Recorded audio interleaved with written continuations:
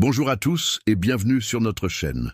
Aujourd'hui, préparez-vous pour une histoire incroyable qui nous vient du fond des âges. C'est un conte qui nous parle de chance, de famille et des choix qui peuvent changer une vie à tout jamais. Installez-vous confortablement, car nous allons plonger dans la légende des trois frères et de la poule aux œufs d'or.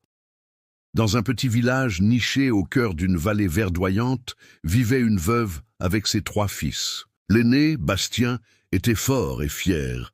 Il ne rêvait que d'exploits et de gloire. Le cadet, Thomas, était malin et calculateur, toujours à la recherche de la meilleure affaire. Et puis, il y avait le Benjamin, Léo, un garçon simple et au grand cœur, souvent perdu dans ses pensées, mais toujours prêt à aider son prochain. Il vivait modestement, travaillant un petit lopin de terre qui leur donnait à peine de quoi se nourrir. Chaque matin, la mère envoyait ses fils chercher du bois dans la forêt voisine. Un jour, alors qu'ils s'enfonçaient plus profondément que d'habitude, ils entendirent un faible caquettement. Intrigués, ils suivirent le son et découvrirent, au pied d'un vieux chêne, une petite poule aux plumes aussi brillantes que le soleil de midi. Elle semblait perdue et effrayée. Bastien, l'aîné, dit « Une simple poule. Attrapons-la. Elle nous fera un bon dîner ce soir. » Thomas, le cadet, rétorqua « Attends, regarde ces plumes. Elles sont inhabituelles. On pourrait peut-être la vendre à un bon prix au marché. » Mais Léo, le plus jeune, s'approcha doucement de l'animal. « Elle a l'air d'avoir peur et d'être seule. Prenons-la avec nous, mais pour en prendre soin. Maman saura quoi faire. » Touchés par sa compassion, les deux frères aînés acceptèrent. De retour à la maison, leur mère fut surprise, mais accepta de garder la poule. Léo lui construisit un petit abri confortable et s'assura qu'elle ne manque jamais de grains ni d'eau fraîche. Les jours passèrent, et la poule semblait s'être parfaitement habituée à sa nouvelle famille. Et puis, un matin, le miracle se produisit. En allant chercher les œufs, comme à son habitude, Léo découvrit dans le nid non pas un œuf ordinaire, mais un œuf d'un or pur et éclatant, lourd dans sa main et brillant de mille feux. Il n'en crut pas ses yeux. Il courut à l'intérieur pour montrer sa trouvaille à sa mère et à ses frères. La stupéfaction fut générale. Bastien s'écria « Nous sommes riches, c'est la gloire. Je vais pouvoir m'acheter la plus belle armure du royaume et devenir un chevalier. » Thomas, les yeux brillants de convoitise, ajouta « Riche, oui. On va vendre cet œuf et investir l'argent pour en gagner encore plus. Je vais devenir le plus grand marchand du pays. » Le lendemain, la poule pondit un autre œuf d'or. Et le jour suivant, encore un. La famille sortit rapidement de la misère. Ils achetèrent une plus grande maison, de belles terres et des vêtements neufs. La nouvelle de leur fortune soudaine commença à se répandre dans la région. Bastien, fidèle à sa parole, se fit forger une armure étincelante et s'acheta un magnifique cheval de guerre. Il passait ses journées à parader et à défier les autres jeunes hommes, cherchant la reconnaissance et l'admiration. Mais sa fierté le rendit arrogant, et il se fit plus d'ennemis que d'amis. Thomas, de son côté, se lança dans les affaires. Il achetait et revendait, spéculait, et son tas d'or grandissait de jour en jour. Mais il devint méfiant, obsédé par son argent, comptant et recomptant ses pièces d'or, craignant constamment d'être volé. Il ne faisait plus confiance à personne, pas même à ses propres frères. Seul Léo restait le même. Certes, il profitait de leur nouvelle vie confortable, mais l'or ne changea pas son cœur.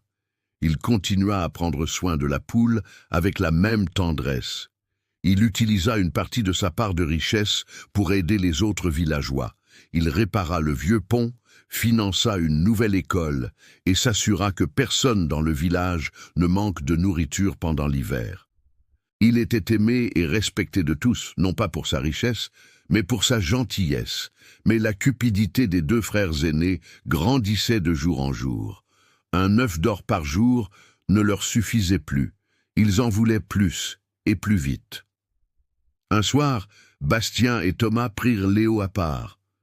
« Écoute, Léo, » commença Thomas, « cette poule est une mine d'or. Pourquoi attendre un œuf par jour? Elle doit avoir un trésor à l'intérieur.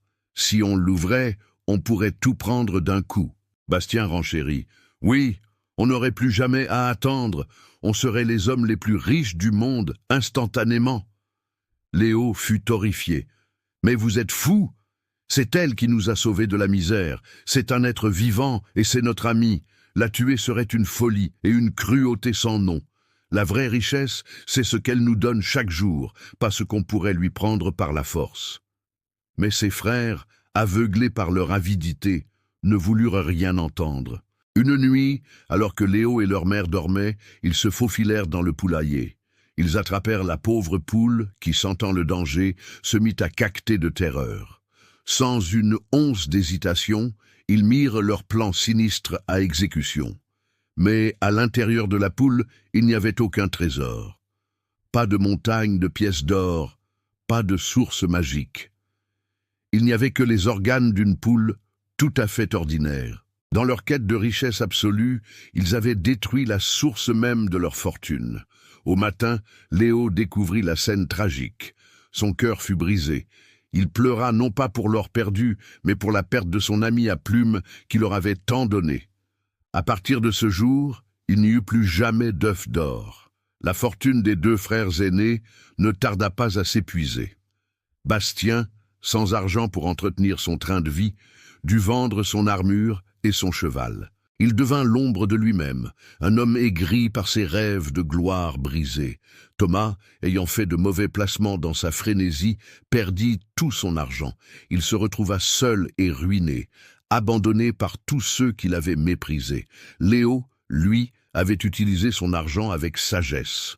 Il avait investi dans la communauté, dans la terre et surtout dans les gens.